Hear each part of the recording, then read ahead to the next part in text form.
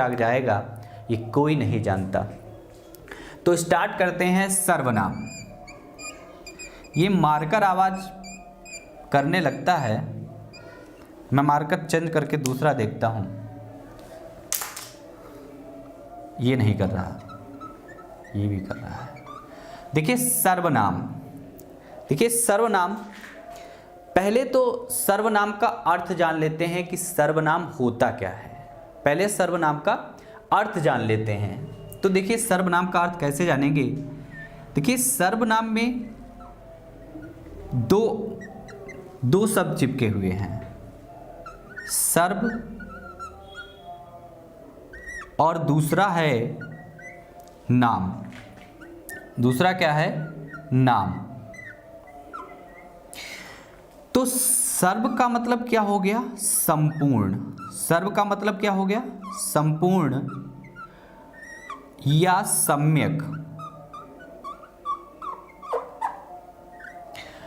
और नाम का मतलब तो जानते हैं, नाम। तो इसका अर्थ क्या हो गया? संपूर्ण नाम। क्या अर्थ हो गया? संपूर्ण नाम। फिर बात आती है कौन से संपूर्ण नाम। तो वो संपूर्ण नाम या वे संपूर्ण नाम जो संज्ञा के स्थान पर प्रयोग होते हैं, वे नाम जो संज्ञा के स्थान पर प्रयोग होते हैं उन्हें सर्वनाम कहते हैं। सर्वनाम। फिर बात कर लेते हैं कि सर्वनाम की उपयोगिता क्या है। फिर बात करते हैं कि जैसे सर्वनाम बना है तो इसकी उपयोगिता क्या है, इसकी उपयोगिता की बात कर लेते हैं। तो देखिए उपयोगिता,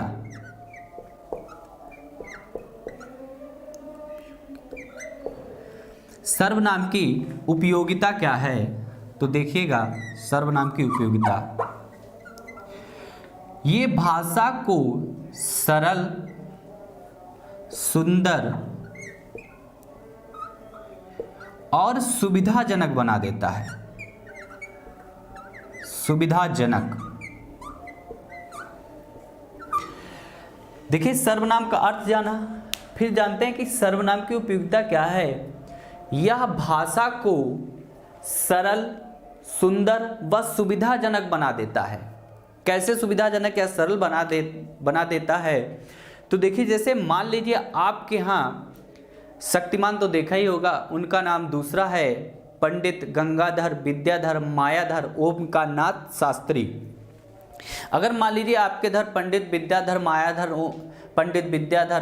गंगाधर ओमकारनाथ शास्त्री जी आए हैं, तो आप उनसे कहेंगे आइए चलिए श्रीमान जी पंडित गंगाधर विद्याधर मायाधर ओमकारनाथ शास्त्री चाय पी लीजिए। फिर आपको मान लो उनको अपना मकान दिखाने का मन हुआ, तो आप क्या कहेंगे कि पंडित गंगाधर विद्याधर मायाधर ओमकारनाथ शास्त्री चलिए आपको छत दिखाते हैं, अपना घर दिखाते हैं।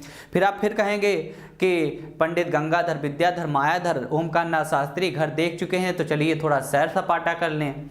तो बार बार संज्ञा की पुनरावृत्ति न हो, इसीलिए सर्वनाम को विद्वानों ने इसका आविष्कार किया, इसको बनाया। यानी इसकी उपयोगिता देखिए कितनी बढ़ गई है। यानी कि भाषा को अगर हम पंडित गंगाधर विद्याधर मायाधर ओमकारनाथ शास्त्री बार बार न कहकर सर्वनामों का प्रयोग करते तो भाषा को सरल और सुंदर बनाया जा सकता था। सरल बनाया जा सकता था। अगर कह देते कि श्रीमान जी आप आए हैं, आप चलिए फिर वहाँ से हम आपको सैर कराने ले जाएंगे, ऐसे इस टाइप से तो सर्वनामों का प्रयोग बार बार करने, संज्ञा का बार बार प्रयोग करने से भाषा की सौंदर्यता खत्म हो जाती है। अर्थात और ये क्या काम करता है, ये जो है भाषा की सौंदर्यता को बढ़ा देता है। क्या करता है? भाषा की सौंदर्यता को बढ़ा देता है, सौंदर्यता को बढ़ा देता है। भाषा की, जब सर्वनाम का प्रयोग करेंगे तो भाषा की सौंदर्यता क्या हो जाएगी? बढ़ जाएगी, और ये भाषा को सुविधाजनक भी बना देता है। क्या काम हो गया इसका? भाषा को सरल बना देता है, सुंदर बना देता है, सुविधाजनक बना देता है और उसकी सौंदर्यता को बढ़ा देता है। फिर दूसरा क्वेश्चन आपको मिलता है कि इसका कार्य क्या है, इसका कार्य। दूसरा देखिए क्वेश्चन आपका आएगा यहाँ पर कि आखिर इसका कार्य क्या है सर्वनाम का। अरे जब संज्ञा थी तो सर्वनाम का क्या मतलब है बनाने का, तो ये संज्ञा के स्थान पर प्रयोग होने का कार्य है। इसका क्या कार्य है? संज्ञा के स्थान पर प्रयोग होने का क्या कार्य है? ये संज्ञा के स्थान पर प्रयोग होता है, तो इसका कार्य क्या हो गया? संज्ञा के स्थान पर प्रयोग होना। फिर अगला क्वेश्चन क्या बनता है? अगला क्वेश्चन बनेगा कि ये कैसा शब्द है। देखिए अगला क्वेश्चन बनता है कैसा शब्द है, तो देखिए अगला देखिएगा कैसा शब्द, कैसा शब्द। तो कैसा शब्द है अभी बताते हैं, देखते हैं कितने लोग ऑनलाइन आ गए हैं। बहुत ही कम लोग हैं, ज़्यादा से ज़्यादा शेयर करें, ज़्यादा से ज़्यादा लाइक करके मेरा मोटिवेशन और बढ़ाएं ताकि मैं और भी अच्छे तरीके से और भी उत्साह से मैं पढ़ाऊं। कुमार अनिल प्लीज़ शेयर करो। हाँ भाई ऐसे ही आप शेयर करवाइए और लाइक ज़रूर करिएगा। लाइक करने से लाइक करने से लगता है कि ये पता चलता है कि मैं पढ़ा कैसा रहा हूँ, आप लोगों के समझ में आ रहा है कि नहीं आ रहा है। नोटिफिकेशन अभी भी शायद नहीं गया है और अच्छे तरीके से, तो देख लीजिएगा, आगे देखिएगा। ये मुकेश, हाँ पूरा सिलेबस है ना। रानू साहू साहित्यिक हिंदी देखिए सब धीरे धीरे होगा ना, एक बार में सब कुछ नहीं हो सकता, धीरे धीरे क्लास चलेगी। तो देखिए कैसा शब्द है, अब देखिए कैसा शब्द है, तो जो सर्वनाम है वो एक विकारी शब्द है। कैसा शब्द है? विकारी शब्द है। कैसा शब्द है? विकारी शब्द है। फिर बहुत लोगों के मन में प्रश्न उठा होगा कि ये विकारी क्या है, तो मैं आपको बताना चाहूंगा विकारी और अविकारी, विकार के अनुसार शब्दों के दो प्रकार हैं। कौन से? दो, यानी कि एक तो है विकारी और दूसरा है अविकारी। ये दो शब्द हैं। विकारी होता है वो, विकारी का अर्थ होता है परिवर्तन। विकार का मतलब होता है परिवर्तन और विकारी शब्द बन जाता है, तो विकारी का मतलब होगा जो परिवर्तित हो जाए, और अविकारी का मतलब होता है विकारी का मतलब होता है परिवर्तन, और आज जो उपसर्ग लगा है इसमें, इसका मतलब होता है नहीं, अर्थात जिसमें परिवर्तन ना हो। देखिए जो आ उपसर्ग है ये कहीं भी आता है तो ये नहीं का ही अर्थ देता है। जैसे अछूता, ये देखिए अछूता, अजन्मा, तो जो आ उपसर्ग कहीं भी आएगा तो किसका अर्थ देगा? नहीं का। जैसे छूता मतलब जिसे छुआ न गया हो, छू न पाया। अजन्मा जिसका जन्म ना हुआ हो। तो वैसे ये अविकारी, यानी विकारी में ही आ लगा दिया गया है तो क्या हो गया? अविकारी। तो विकारी क्या होते हैं? तीन कोटियां होती संज्ञा की, देखिएगा लिंग, वचन और कारक, ये तीन कोटियां हैं। तो इन कोटियों के समायोजन से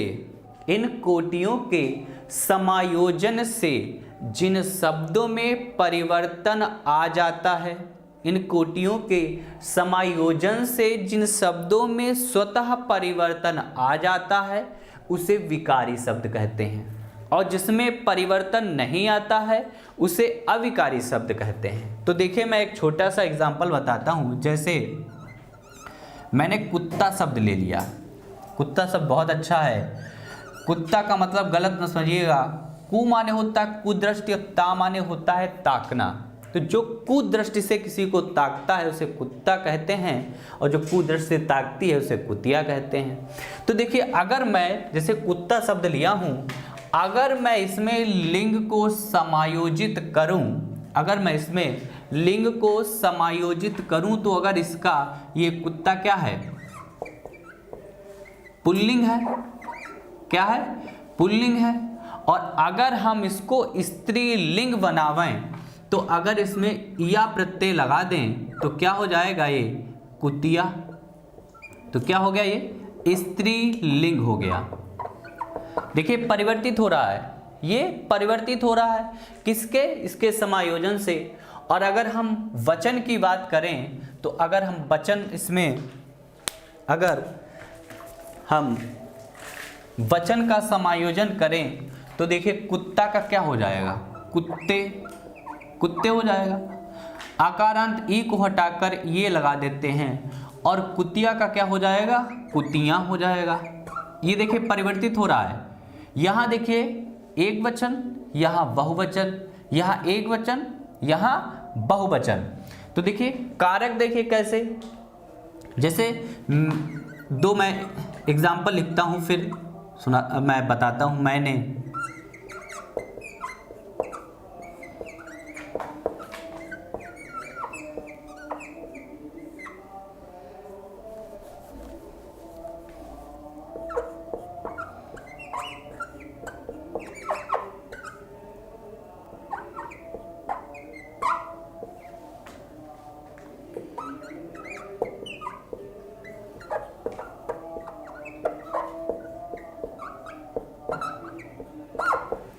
ये देखिए दो सेंटेंस हैं। कैसे? कारक का। देखिए यहाँ पर मैंने कुत्तों को रोटी खिलाई, तो देखिए जो यहाँ पे को शब्द प्रयोग हुआ है ये परसर्ग है। को क्या है? परसर्ग कर्म कारक का प्रयोग है।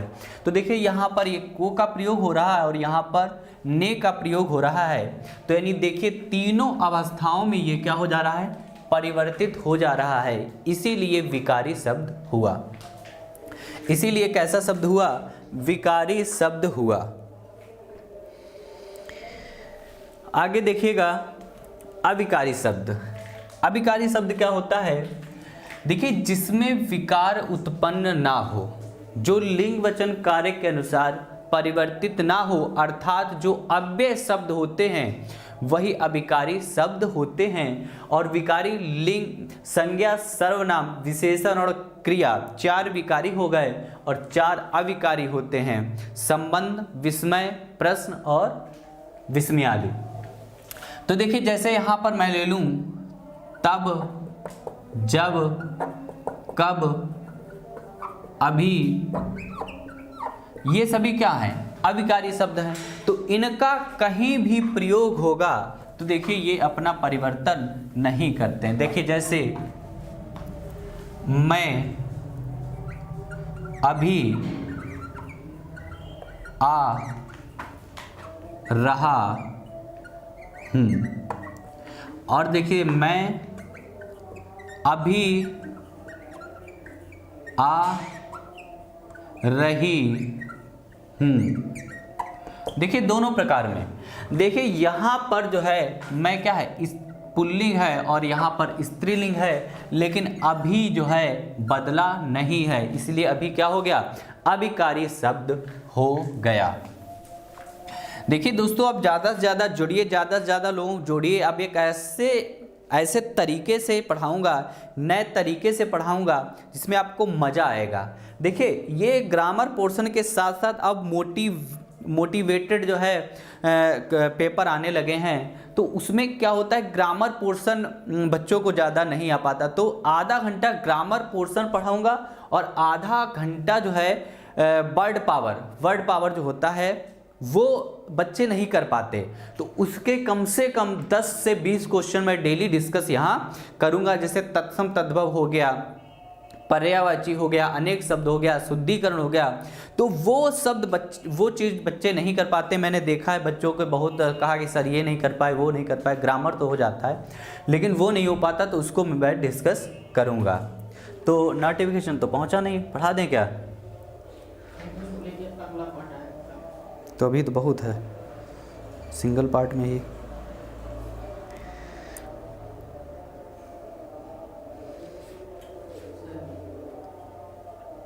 स्टॉप कर दें।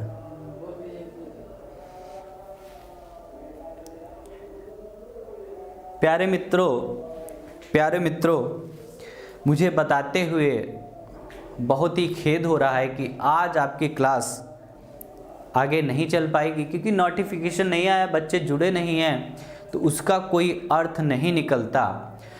आगे कंटिन्यू की क्लास कल से यहीं पर से स्टार्ट होगी, कल से पुनः क्लास स्टार्ट होगी, क्योंकि बच्चे फिर व्यापक मांग करने लगते हैं। अगर आप लोग जितने भी जुड़े हैं, अगर आपको ये समझ आया हो मेरा पढ़ाना, तो अपने मित्रों को, सहपाठियों को, सहपाठिनों को, सबको आप जोड़ने की कोशिश करिए, ज़्यादा से ज़्यादा लाभ उठाइए, क्योंकि YouTube पर क्लासेस निःशुल्क रहती हैं। और जहाँ तक मेरा मानना है कि ऐसा तरीका आपको कोई नहीं पढ़ाएगा, ऐसे व्यवस्थित तरीके से लिखकर कोई भी बताएगा नहीं। अब देखिएगा, मेरा तरीका बहुत लोग कॉपी और पेस्ट करने वाले कॉपी पेस्ट करेंगे, आप लोगों के सामने रिजल्ट अब दूर नहीं।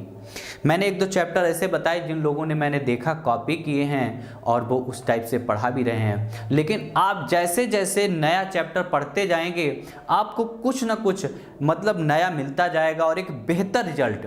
हिंदी में आपको मैंने प्रॉमिस किया है, अगर हिंदी में आपका 95+ ना रिजल्ट हुआ तो आप कहिएगा, मतलब ये वादा है। तो मैं यही सोचता हूँ, आज से डिसाइड कर लिए कि हमको बस पढ़ना है। अगर आप किसके लिए आए हैं यहाँ? पढ़ने के लिए, तो आप पढ़िए। अगर आप नौकरी नहीं ले पाए तो क्या? कुछ नहीं। ये आपको मैं थोड़ा सा बताना चाहूँगा, जब भी आपका टाइम बर्बाद हो रहा हो तो आप ये सोचिए कि आपका प्रतिद्वंदी उस टाइम क्या कर रहा होगा। तो मन में ले, प्रतिद्वंदी मेरा क्या कर रहा होगा? पढ़ रहा होगा। तो उससे आगे निकलने के लिए मुझे भी पढ़ना है, तो हरदम आपको ज़िंदगी लगा देनी है। नहीं खाना है, घूमना नहीं, पतंगबाजी नहीं, फ़ोनबाजी नहीं, बस पढ़ना और सिर्फ पढ़ना। जय हिंद, कल मुलाकात होती है।